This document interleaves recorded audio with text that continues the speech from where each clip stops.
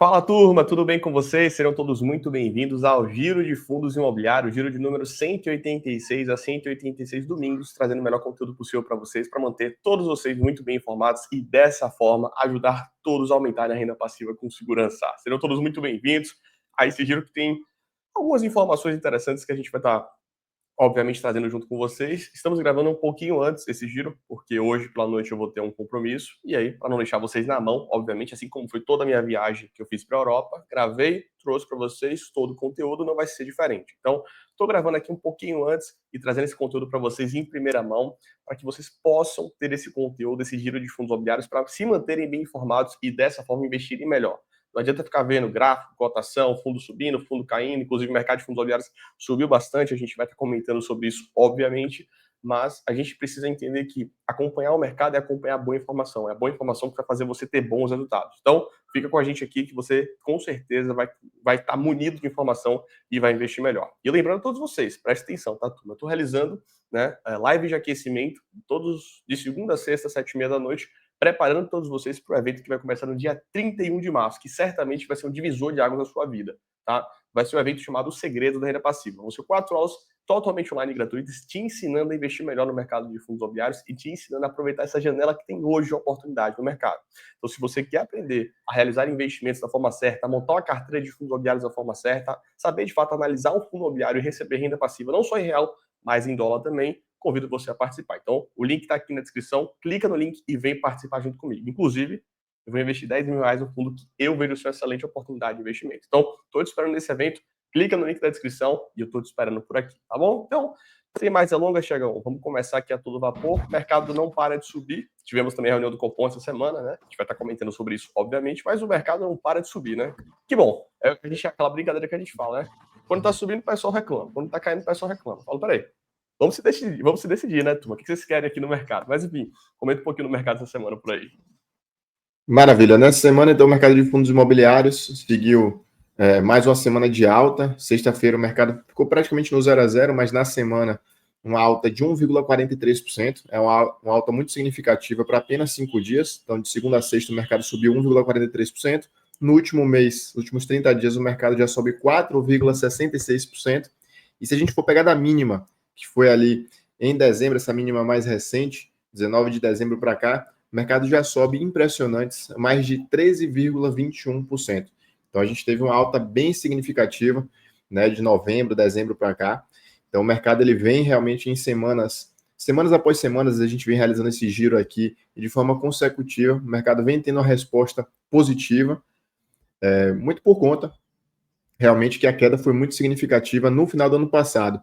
E a gente até fez uma live para os alunos, né, lá do programa Investor Alta Renda, a gente até comentou, quando o governo não comenta muito, não fala muito, é melhor, né? O otimismo aqui tende a ser melhor quando não falam nada. Então, sem informação é boa informação aqui no mercado de fundos imobiliários e a gente espera que siga mais ou menos nessa linha, né, sem grandes surpresas, sem grandes falas, sem grandes polêmicas, para o mercado continuar nessa trajetória de alta.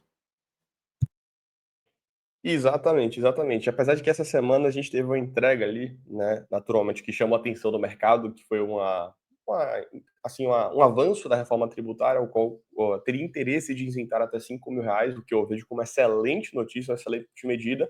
Eu acho que, na verdade, a compensação tributar os super ricos, assim, acho que dava para encontrar uma solução melhor na grande realidade, porque são apenas 26, 27 bilhões de reais que certamente conseguiria arranjar de custos. Mas, enfim, essa coisa ainda vai, não é chover numa molhada para falar sobre isso, porque ainda vai ter muita água para rolar. E a gente vai estar acompanhando, trazendo todas as notícias aqui para vocês. Só que, inclusive, tem uma notícia muito positiva, que as pessoas, eu acho que não prestaram atenção. E eu, particularmente, falei com mais de 2 advogados, tá? Durante essa apresentação que foi feita, né? Foi realizada. Falei com mais pessoas também ali do mercado financeiro. E, cara, o meu entendimento que eu tive não foi apenas eu, tá? Mas existe um detalhezinho ali no que foi apresentado, né, excluindo da base de cálculo da tributação mínima 4 ativos. Isso é na questão da renda, tá, turma? Se você tiver uma renda acima de 600 mil reais, de fato, são pessoas ali que têm um volume financeiro mais elevante que recebem durante o ano. 4 que são indenizações, aposentadoria, poupança, ou seja, o retorno disso tudo e o valor recebido por isso tudo, e também títulos e valores imobiliários isentos. No caso, LCI, LCA, CRI, CRA, e no meu entendimento também, fundos imobiliários, tá? Fundos imobiliários, FIAGos e os FIINFAs. Então, a notícia extremamente positiva que a gente teve nessa apresentação, né, que foi trazida ali realmente pela taxação ali dos super ricos, que recebem mais de 600 mil reais, em contrapartida para estar isentando até 5 mil reais. Então, no final das contas, os fundos imobiliários ficariam ilesos aí nessa conta da renda. E muitas pessoas não estão comentando sobre isso.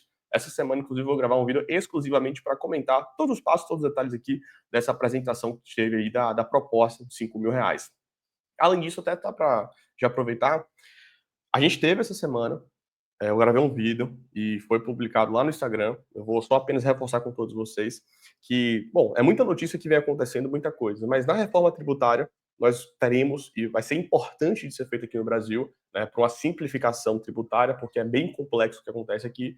A gente vai ter ali, vai sair a figura do ICMS, ISS, PIS, COFINS, aquele negócio todo, e vai dar apenas, vai dar a criação do IBS, CBS e o IVA, naturalmente, né? E vocês devem se recordar que eles queriam que os fundos imobiliários pagassem dentro da sua estrutura o CBS e o IBS. E a gente, lá em julho de 2024, a gente batalhou, lutou e falou, cara, não tem o menor sentido esse tipo de tributação, não tem o menor sentido acontecer isso. E na Câmara dos Deputados ali foi retirado isso e foi colocado como exceção. Passou na Câmara dos Deputados, passou na Câmara dos Senadores, mas agora em janeiro, no início desse ano, o presidente Lula, na verdade o governo ali, acabou vetando isso. E, bom, a notícia foi uma surpresa para o mercado, tanto que o mercado caiu em janeiro também por conta disso, né, de uma possível tributação que aconteceu. Só que depois, o próprio ministro da Fazenda, Fernando Haddad, os próprios assim, pessoas ali do governo falaram, peraí, não é bem assim, não é assim que funciona e tudo. E essa semana agora, o governo apresentou uma proposta para manter a isenção para os fundos imobiliários dos fiados. Então, a notícia também é extremamente positiva. Então, em meio a todo esse caos, eu digo, em meio a tanta notícia, eu digo, em meio a tanta coisa política, né, tanta comunicação política, só notícia positiva para o mercado de fundos imobiliários, basicamente, né? Quando a gente vai separar ali tudo que está acontecendo. Então, por isso que o mercado vem subindo. Esse é um dos motivos também do mercado vem subindo. Óbvio, o Thiago até comentou e é verdade. Se o pessoal não falar, é melhor. Mas se fala e tem algo positivo, um vento a favor do mercado de fundos imobiliários, é isso que a gente vem acontecendo, vê uma valorização de mais de 12, 13% desde dezembro para cá. E muita gente, né, Thiago, nesse momento começa a perguntar, pô, Matheus, e aí, tá caro o mercado? Não faz mais sentido investir? Não é agora? Turma, pelo amor de Deus, tá? A gente tem um desconto extremamente relevante no mercado de fundos imobiliários, extremamente relevante. O mercado de fundos imobiliários, ali do valor patrimonial de dezembro, estava menos 22%. E o mercado ali, você já tá pegando a mínima, mas eu tô falando ali, fechou em dezembro ali, até deu uma corridinha ali tudo, mas, cara, o mercado continua com mais de 18% de desconto, aproximadamente 18, 17% de desconto. A gente está no maior dividend histórico do mercado de fundos imobiliários. E esse valor patrimonial ele está errado. Os fundos estão vendendo imóveis aí 20, 30, 40% acima do valor patrimonial. Então, no final do dia, assim, o que você tem que ter como memória é o que aconteceu de 2016 a 2019, quando o ciclo ele se inverteu. Em 2016 a 2019, o mercado de fundos imobiliários valorizou mais de 140%. Agora, essa valorização de 10%, isso é ficha. Não foi nada, desde a mínima para cá. Então, segure, prepare as turbinas aí, porque quando o ciclo virar, e de fato vai acontecer, e vai ser porrada. É por isso que eu, nesse momento, venho comprando pesado fundos imobiliários, venho aproveitando, comprei muito em dezembro, janeiro, os alunos também ali, os investidores da alta renda aproveitaram, porque você tem que aproveitar desconto. Para quem tem visão de longo prazo, para quem vê esse mercado como um mercado para comprar renda passiva, para comprar de fato para conseguir conquistar de fato sua independência financeira, momentos como esse são oportunidades únicas, singulares, para você raspar o tacho e daqui a 6, 8 meses aí tá sorrindo de orelha a orelha. Até gravei um vídeo, eu gravei um vídeo de um fundo, tá aí no YouTube, tá, vocês podem olhar. Eu investi 10 mil reais em um fundo imobiliário em janeiro, agora valorizou, já teve mais retorno de 2 meses em 14%. É isso, são essas anomalias que acontecem, eu digo, valorizações boas para quem tá raspando o tacho. É isso que eu falo para vocês, é isso que a gente vai ensinar dentro da 26 da renda passiva, então clica aqui no link e vem participar junto com a gente. Maravilha. Vamos falar também de dados econômicos. Essa semana nós tivemos a reunião do Copom, Comitê de Política Monetária do Banco Central, que optou em subir por mais um ponto percentual a nossa taxa básica de juros, a famosa taxa Selic, saindo do patamar de 13,25% para 14,25%. Não é nenhuma novidade, essa alta agora em março já estava encomendada desde a transição ali de Roberto Campos Neto para o novo presidente do Banco Central, né? Duas altas, a gente teve uma em janeiro e a segunda alta agora em março, chegando a Selic a 14,25%. E na própria ata, o comitê justificou o aumento citando o ambiente externo, que está desafiador em função da política econômica dos Estados Unidos. Desde a chegada de Trump, ele tem tentado, né, impor diversas sanções a vários países, e principalmente pela incerteza acerca dessa política realmente comercial e dos efeitos que isso pode trazer para os demais países. Em relação ao cenário doméstico aqui no Brasil, os indicadores de atividade econômica e do mercado de trabalho têm apresentado bastante dinamismo, mas dando sinais de moderação no crescimento. A inflação ela continua acima da meta e apresentou elevação nos últimos meses, tanto que a gente divulgou a inflação no giro passado, comentando que a inflação do mês de fevereiro veio com alta ali de 1 ponto percentual, um pouco acima de 1 ponto percentual. Então foi uma alta significativa para o mês de fevereiro, tinha sido a maior alta registrada no mês de fevereiro em 22 anos. Então, se o cenário adverso ele se mantiver, principalmente em relação à inflação, o comitê já está antevendo, né, já está antecipando um novo ajuste na próxima reunião, porém, vai ser de menor magnitude. A expectativa é que seja uma alta ali de 0,25 pontos percentuais, 0,50, algo nessa linha. Hoje, a Selic terminal para esse ano é prevista em 15%. É isso aí, a gente vai estar acompanhando, né? Se a Selic sobe é porque a inflação continua resiliente, né? Tanto que a inflação, como o Thiago falou, no mês de fevereiro foi na casa dos 1,31%. Ela chegou nos últimos 12 meses em 5,06%, longe de ser descontrolada, mas está acima da meta, né? O Banco Central busca a meta. Só que ele olha um pouco mais para frente, no sentido de, peraí, a inflação continua forte, continua resiliente, e aquele negócio que a gente fala, a inflação está em 5% nos últimos 12 meses, mas quem está indo no mercado, vê o preço do café, do ovo, subiu mais de 10, 15%, né? Porque, assim, o IPCA é uma cesta de produtos. Tem produtos que sobem mais, tem produtos que sobem menos, produtos eu digo tudo, tá? Então, é preço, né, no final do dia. Então, a inflação ela continua resiliente aqui no Brasil, né? Apesar da até uma coisa que teve extremamente positiva foi o dólar. O dólar caiu de maneira vertiginosa, ele estava ali nos 6,20, 6,30 no final do ano passado, veio agora para os 5,70, 5,65. Isso é bom, tá tudo extremamente bom aqui para dar uma desacelerada na inflação, porque se dólar sobe é tudo subindo. Então, a gente vai estar acompanhando, obviamente, esses dados, mas óbvio, né, turma? Selic subindo agora para 14,25, a gente está num patamar historicamente muito alto mesmo, tá? Mesmo patamar que foi lá de 2015. E agora, assim, poderia encerrar o ciclo por aí, mas vai acabar subindo. A expectativa do mercado é 15, vamos ver se vai chegar a 14,75, 15, onde é que vai chegar? Mas o fato é, a inflação está em patamares altos. E, obviamente, nesse momento agora, poxa, você olha e fala, como é que eu vou investir em fundo imobiliário? Como é que eu vou investir em bolsa de valores? Né? Essa pergunta que todo mundo faz, porque se eu deixar meu dinheirinho paradinho ali, vai estar rendendo bem, vai estar rendendo um dinheirinho bacana, vai estar rendendo um dinheirinho bom. Mas é sempre a premissa que a gente fala para as pessoas. Assim, se está pagando renda fixa isso, tenha certeza que a bolsa tem boas oportunidades para fazer um retorno muito acima da média. Como eu estou falando, de 2016 a 2019, o mercado de fundos imobiliários valorizou em 4 anos 140%. Você acha que alguma renda fixa rendeu 140%? É óbvio que não, né? Vamos ser bem prático, bem pragmático aqui junto com vocês. Então, no final do dia, se você busca retorno, busca rentabilidade, busca renda passiva mensal isenta de imposto de renda, esse é o momento para estar comprando fundos imobiliários, é para estar, de fato, cara, raspando taxa e colocando ativos dentro de casa. E quando a gente vê um ciclo, quando a gente começar a ter uma expectativa de Selic parada e a Selic começar a cair, meu amigo, aí o mercado vai voar, né, sem sombra de dúvidas. Então, o mais importante nesse momento agora de mercado é você ser contra a manada, você ser contracíclico, é você ser... Todo mundo agora quer investir na renda fixa. Esse é o pensamento natural, é o pensamento mais normal do mundo. Será que agora não tem as melhores oportunidades nos fundos imobiliários? Provavelmente sim. E é isso que você tem que fazer. Inclusive, Selic subindo agora beneficia alguns fundos imobiliários a pagarem mais renda aos seus cotistas. Então, no final do dia, a gente vai continuar acompanhando. Já foi dito, né, pelo presidente que vão ter novas altas, não na mesma magnitude, mas vão ter novas altas. A gente vai estar acompanhando até, de fato, onde vai. Próxima reunião é em maio. Estaremos atualizando todos vocês, mas quando o ciclo se inverter, é porrada, é valorização no mercado. É o que eu sempre digo. Eu não sei quando as coisas vão acontecer. Matheus, você sabia que o mercado ia valorizar de fevereiro para cá mais de 8%? Não. Mas, assim, não tem como. E quem falou que sabia é conversa furada. A gente só sabia que tinha desconto, dividendinho de alto, fundamento. Uma hora vai convergir isso. E você o quê? Vai estar o quê? Posicionado. Vai estar realizando bons investimentos. É isso que está no seu controle, é isso que você, investidor, deve fazer.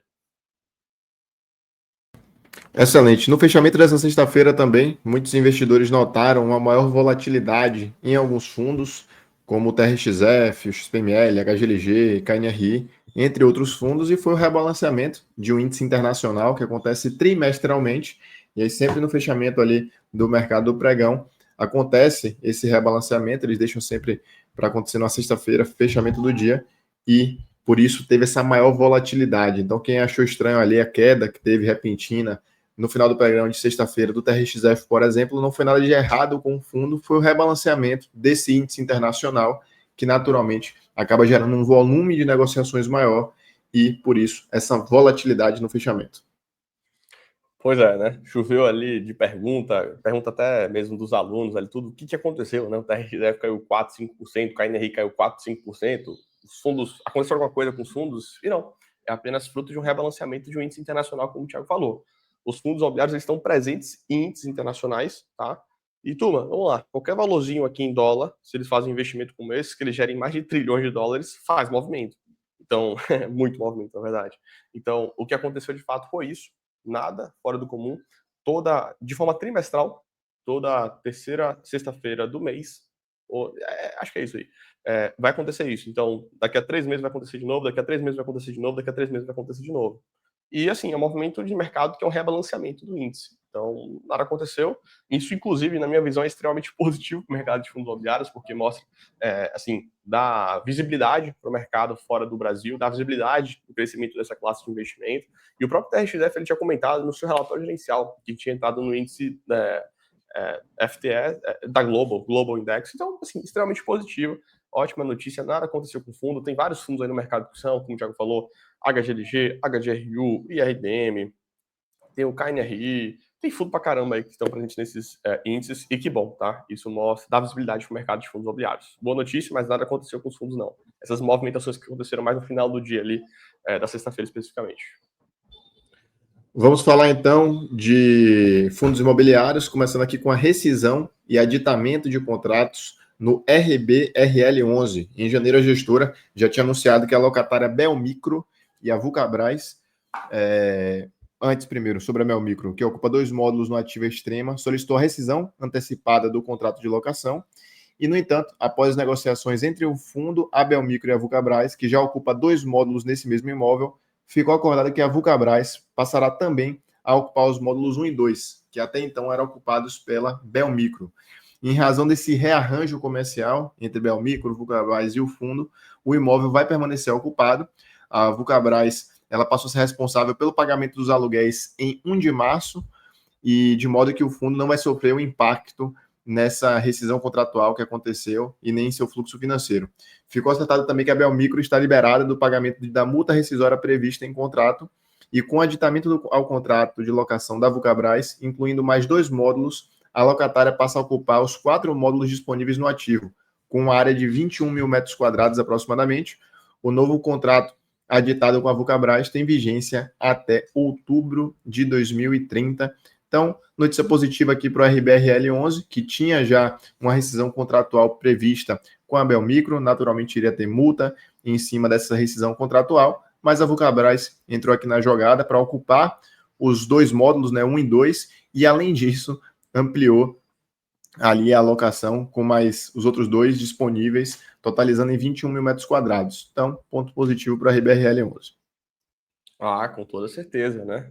Com toda certeza, porque naturalmente um dos seus imóveis ficaria vago, né? E com isso ele conseguiu fazer um rearranjo, uma realocação ali. Então, o fundo, né, que tinha um risco aí de aumentar sua vacância, e aquele principal ponto da turma, o fundo, hoje nesse exato momento, ele está com 0% de vacância física e financeira. Excelente notícia, obviamente.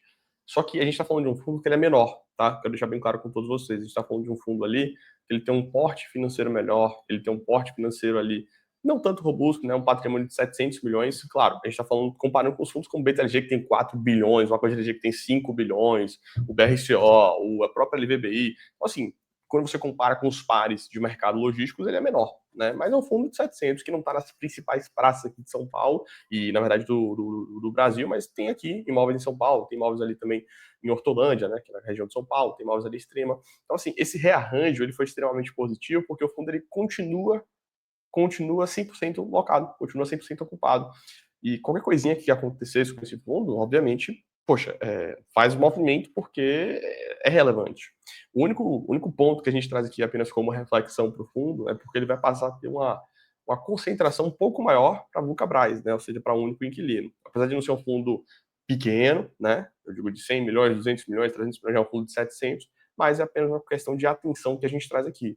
Então, assim, E lembrando, tá? A gente está falando da Vulcabras, mas a Vulcabras é uma excelente empresa, uma empresa muito bem, assim, eu digo, saudável financeiramente falando, uma empresa que ela simplesmente ela está em bolsa também. Então, assim, nada de grande preocupação, né? Quero dizer para vocês, mas apenas alertamos aqui que agora, de fato, vai ter uma alocação bem relevante ali para a Vulcabras, tá? A Vulcabras ela vai ser mais relevante dentro do portfólio do fundo. Então, assim, notícia ok, né? Hoje até o Mercado Livre ele tem 30% ali de representatividade da receita, grande, mas é um grande player no mercado, mas assim, concentração da receita um pouco aumenta para a Vulcabras, mas a gente está falando de um fundo que continua 100% locado. Então, boa notícia para o fundo da RBR Logística que ia ter vacância, obviamente isso impactar um pouco os rendimentos da receita do fundo, fez um rearranjo, fez uma renegociação e, obviamente, teve uma notícia positiva aí. Apenas atenção para a concentração dentro da Vulcabras no fundo, mas nada que preocupe, apenas algo de atenção. Vamos seguir aqui agora para falar do GGRC. O fundo celebrou uma carta de intenções com o Helg, outro fundo de logística, para aquisição da totalidade dos ativos do seu portfólio, pelo valor total de 133 milhões de reais. Os imóveis que o GGRC pretende comprar do Helg 11 é a totalidade do portfólio, mas os imóveis são o imóvel REC Log Cotia, o imóvel REC Log Extrema, imóvel REC Log Queimados e o imóvel REC Log Contagem. O preço vai ser pago mediante a troca de cotas do GGRC com o Helg, se comprometendo a subscrever o valor equivalente ao preço em uma futura oferta pública primária de novas cotas do GGRC. Com o pagamento e assinatura da escritura definitiva, o GGRC passa a ter direito à integralidade dos aluguéis dos imóveis. Então, uma movimentação relevante aqui do GGRC 11, fundo que vem se movimentando de forma significativa. Vamos acompanhar para entender se esses ativos de fato são ativos interessantes para compor aqui o portfólio do GGRC 11. Sem sombra de dúvidas, esse é o principal questionamento que deve e tem que ser feito. Um ponto que ele é curioso, né, é porque o GGRC, e na verdade o mercado de fundos imobiliários hoje, ele tem uma dificuldade de fazer o crescimento. Por quê? O principal veículo de crescimento do fundo imobiliário é emitir novas cotas ao mercado. Só que, obviamente, os fundos hoje estão negociando abaixo do valor patrimonial, você tem uma dificuldade muito grande de emitir novas cotas no mercado, né? Se emite, costuma se emitir no valor patrimonial, é interessante que se emita no valor patrimonial, é o mínimo que a gente aceita por aqui. O fundo que não emita no valor patrimonial, a gente, assim, desce o pau, e tem que descer mesmo, tem jeito. Mas, sendo bem prático junto com vocês, hoje não tem viabilidade para fazer emissão de novas cotas, então tem dificuldade de crescer. Só que o GGRC11, né, é gerido pelas Agros e recentemente está emplacando um crescimento criativo, né? Algumas gestoras já tinham feito isso, fazem isso em alguns momentos e tudo, mas ele está sendo mais criativo, que é o quê? Ele está comprando fundos imobiliários com cotas, basicamente é dessa forma. Então ele fez uma proposta ali, ele fez um bem bolado, junto agora do fundo da Suno, de logística, o SNLG11, tinha feito bem bolado com outro fundo anteriormente, se não me falha a memória, não lembro, era com quem mesmo, acho que era o fundo da Blue Macau, se não me falha a memória, e agora ele está tentando fazer junto com o REL. Assim, no final do dia, eu acho interessante esse tipo de crescimento, acho criativo, acho uma boa solução em meio a uma dificuldade de captação financeira. Meu grande ponto é, está comprando bons ativos, sim ou não? Esse é o grande questionamento. Quando foi comprado aqueles ativos da Blue Macau, achei ativos interessantes, bons, acho que combinavam com o fundo. Os ativos da Suno, cara, tinha alguns ativos ali que poderiam se salvar, mas outros que não eram bem interessantes. Inclusive, até ele estava encontrando uma solução para um ativo que não era bem interessante, que estava 100% vago, que é vender esse ativo. Então, assim, ele está fazendo uma gestão ativa, está se movimentando, está, de fato, trazendo tração. E agora, esse portfólio do REL. Assim, na média, o portfólio, assim, ele está tentando comprar portfólios menores. O fundo do CNLG era um fundo de 200 milhões, no máximo. O REL aqui é um fundo pequeno também. E a gente sempre diz para vocês de maneira bem clara, de maneira bem direta, não tem espaço mais para fundo pequeno no mercado. Não tem o menor sentido você estar concentrado, não tem o menor sentido você ter poucos imóveis, não tem o menor sentido você ter poucos inquilinos. Cara, o poder da diversificação e o poder de um fundo grande, ele é uma vantagem competitiva muito, muito, muito relevante. E é isso que a gente tem que prezar, porque isso traz segurança para você, cotista, para o recebimento de renda passiva, tá? E, obviamente, para a manutenção. Então, se Deus me livre e guarde, obviamente, tiver um problema ali com o inquilino do REC, cara, o fundo pode diminuir 10 centavos de renda, 20 centavos de renda. E, cara, é isso que você quer previsibilidade para o médio e longo prazo. Por isso que investir em fundos grandes é o futuro. eu digo, só vai ter espaço para fundo grande. Daqui a 10 anos não vai ter espaço para fundinho pequeno. Vai ser incorporado, vai ser comprado, vai ser consolidado. Assim que vai acontecer, tá? Digo para os próximos 5, 8, 10 anos. Então, assim, o GGRC está antecipando isso. Mas o meu ponto é, tá comprando ativos de qualidade? Quando comprou da BlueMacau, achei interessante. Comprou da Suno, não achei interessante, na média, tá? Mas conseguiu até vender um ativo que era uma bucha ali. E agora tá comprando esse portfólio da REC. Cara, o portfólio da REC tem ativos em Extrema, que é uma região que naturalmente tem uma demanda interessante. Tem ativos em Cotia, tem ativos em Queimados, tem ativos em Contagem e tem ativos também em Camaçari. Aquele ativo em Camaçari aqui eu acho um baita problema, um baita BO, né, para ser resolvido. Mas percebam que não estão nas principais praças. Por mais que tenha Extrema, mas Cotia não é a principal praça, mas é uma praça boa. Queimados não é a melhor praça do mundo, nem Contagem. Então, assim, o que eu acho? Eu acho que dentro de um portfólio como o GGRC11, pode fazer sentido ter um ativo ou outro, mas vai ter que fazer a venda de alguma coisa ou outra. Mas, na média, eu estou entendendo que o GGRC quer crescer, beleza, não tem nenhum tipo de problema, mas eu não estou vendo tanta qualidade assim no crescimento. Então, sinceramente, falando aqui junto com vocês, esse portfólio da REC não é bom, não é interessante. Pode ser que o GRC faça uma coisa fantástica, uma coisa extraordinária, uma coisa bacana, mas assim, na média, não é um portfólio interessante. Então, assim, a gente ainda vai estar acompanhando, ainda tem que passar por assembleia, ainda tem que bater preço para ver se é isso mesmo, se faz sentido, enfim, várias discussões, vários questionamentos que vão ser colocados em pauta ali, né? Mas, sem sombra de dúvidas, quando a gente olha para portfólio em termos de qualidade, a gente não vê uma qualidade interessante lá no fundo da REC. Inclusive, o fundo da REC tinha que ter uma solução endereçada, porque ele teve que resolver uma solução de uma alavancagem antiga. Agora está resolvido, voltou a pagar rendimentos, mas assim, tudo se embanando todo e o portfólio mostra, né, que não é de qualidade. Então, assim, a gente vai estar acompanhando. Fato é, tem um ponto extremamente relevante aqui, tá? Dentro do fundo da REC, aproximadamente 20% é da Suno, tá?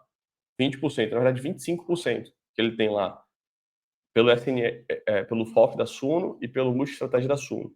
Então, só pela Suno, se a Suno quiser ir para frente aí, estiver alinhada com os interesses, com os valores, o negócio vai acontecer, só pela Suno. E a Suno recentemente vendeu o portfólio do SNLG, né? Então, eles devem ter pelo menos algum tipo de relacionamento. Vamos acompanhar. A gente vai estar trazendo notícias, o que vai acontecer, mas a Suno consegue aprovar. E, quem sabe, as coisas vão acontecer. Parece que vai. Vamos seguir aqui agora para falar do PATC11, o Fundo de Lajes Corporativas gerido pela Pátria, recebeu a notificação da locatária SMR, Participações e Investimentos, informando a intenção de reincidir o contrato no edifício central Vila Olímpia, de 649 metros quadrados. A inquilina ela vai cumprir com o aviso prévio e vai sair apenas em agosto desse ano. O aluguel mensal dessa locatária representa aproximadamente 2 centavos por cota. Então, PATC tem a notícia negativa, um inquilino aí deixando o imóvel, que pode trazer um impacto em 2 centavos por cota. A Pátria tem até agosto para encontrar um novo inquilino para ocupar esse imóvel.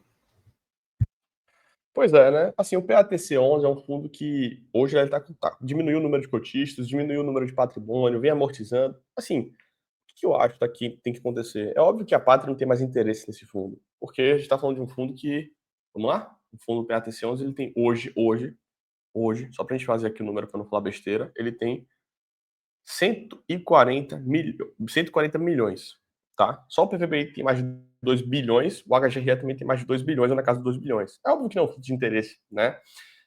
O que eu falo até mais, assim, óbvio, essa notícia não foi positiva, saída de um inquilino na casa dos 600 metros quadrados. Ponto, tá? Ponto. Não é uma notícia positiva.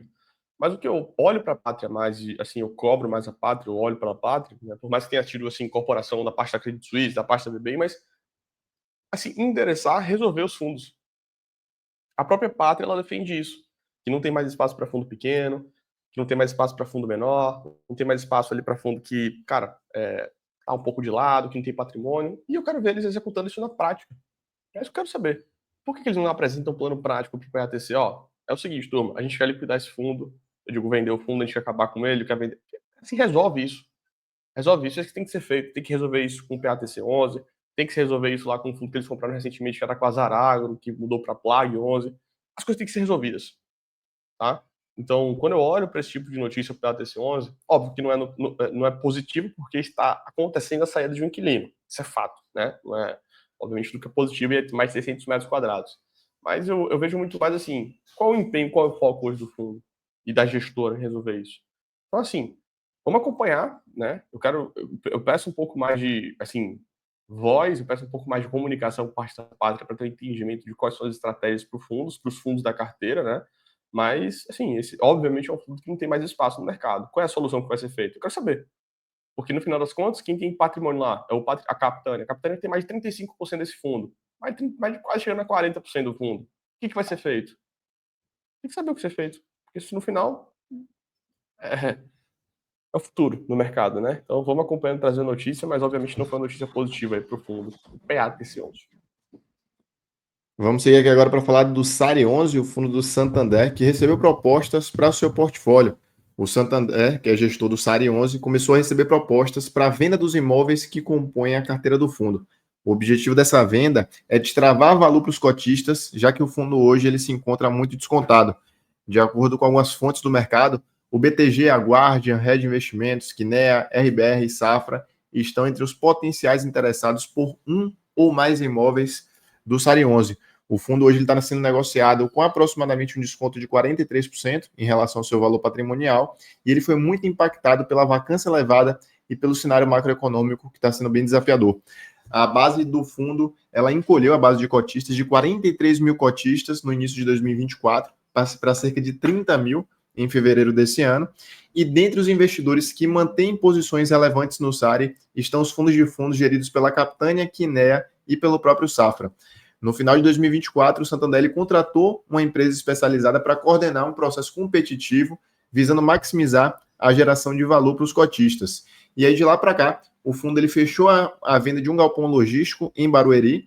O ativo ele foi comprado em 2020 por 48 milhões de reais e foi vendido por 62 milhões de reais, em linha com a última avaliação e um cap rate de 8,5%.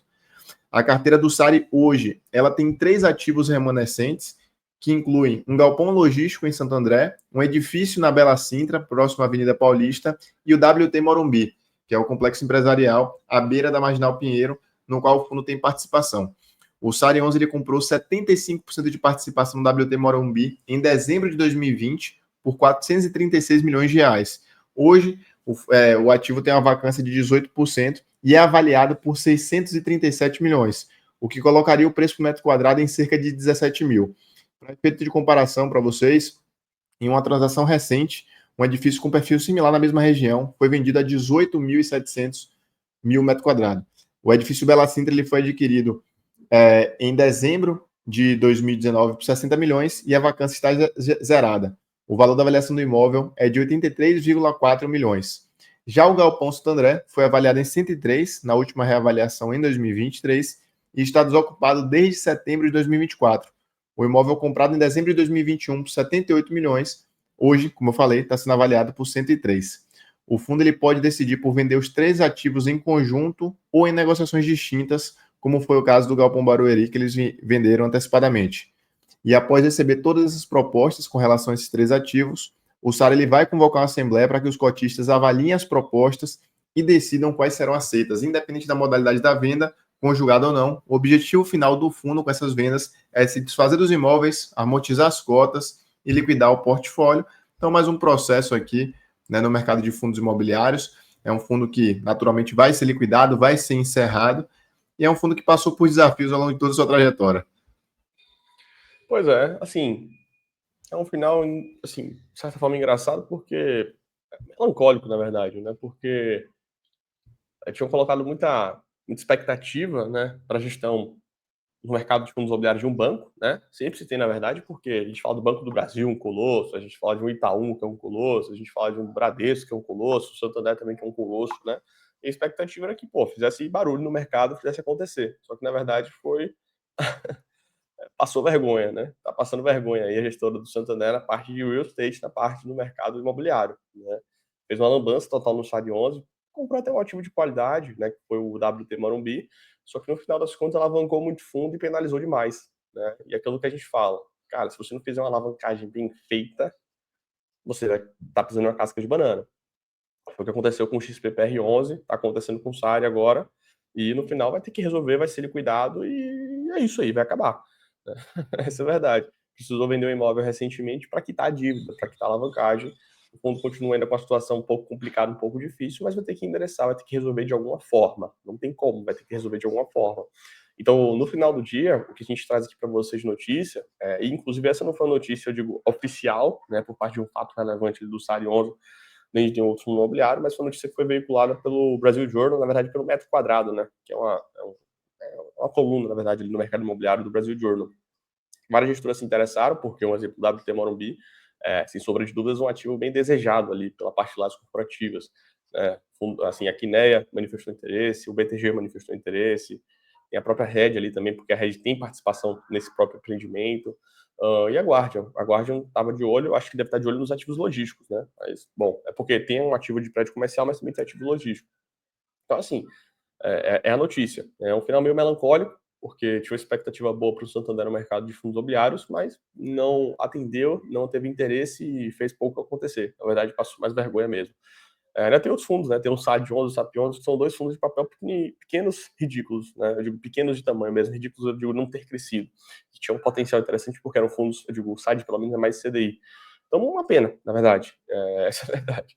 Então, no final do dia, a gente vai trazer novidades para vocês, caso venha acontecer sobre essas compras, algumas movimentações, mas até o final desse ano aí deve ter uma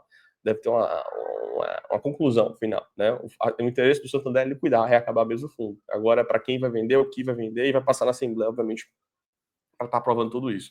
Inclusive, Thiago, com essa notícia, até teve barulho, repercutiu na cotação do fundo. O fundo, nesse último mês, acabou subindo 30%. 30%. Nos últimos 5 dias subiu 15%. Então, essa notícia fez barulho no fundo de fato, porque, naturalmente, se vai ser liquidado no preço de mercado, não no preço de tela. Então, isso faz barulho. Até um pouco para mostrar para vocês, às vezes o preço de tela está lá embaixo, lá embaixo, lá embaixo, o preço de mercado está lá em cima. Então, isso de fato fez o fundo subir mais de 30% nos últimos um mês aí, né? E 15% nos últimos 5 dias. Então, sem sombra de dúvidas, mostra mais uma vez o que a gente tem de desconto hoje do preço de tela e o preço de mercado. Então, notícia que chama a atenção do mercado, obviamente, mas a gente traz aqui para vocês em primeira mão. Maravilha. Então, passamos aqui, turma, pelos principais pontos, principais acontecimentos no mercado de fundos imobiliários ao longo dessa semana.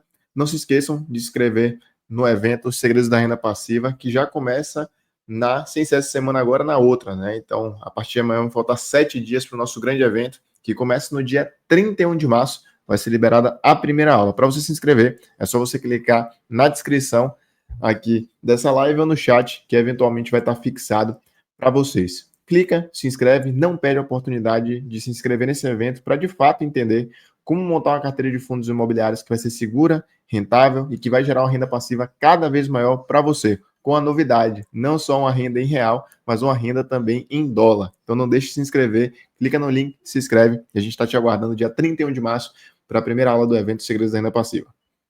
Valeu, turma. Um grande abraço. Estou te esperando dia 31, tá? Clica no link da descrição e vir participar junto com a gente. Um grande abraço e excelente semana para vocês. Valeu! Valeu!